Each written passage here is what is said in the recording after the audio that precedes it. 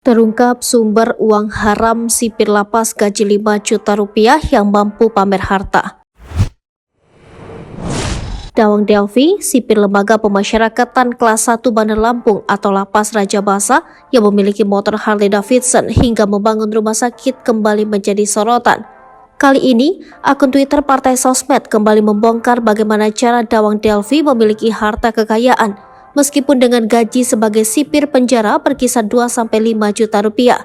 Sebagai sipir lapas, Dawang Delvi ternyata memonopoli kantin lapas dengan membatasi para pembesuk yang ingin memberi makanan ke para narapidana. Ia membatasi lauk yang dibawa pembesuk untuk narapidana hanya 3 potong lauk. Modus membatasi lauk makanan bagi narapidana ini dimanfaatkan oleh Dawang Delvi dengan mengelola catering lapas, sehingga narapidana yang kekurangan lauk makan dapat memesan makanan catering miliknya.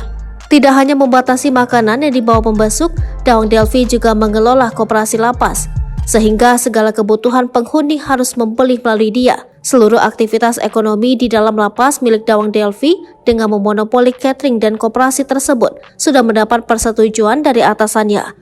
Kepala Kantor Wilayah Kemenkumham Lampung, Sorta Delima Lumban Tobing mengatakan pihaknya sudah mendapatkan informasi adanya sipir lapas Raja Basa pamer harta kekayaan.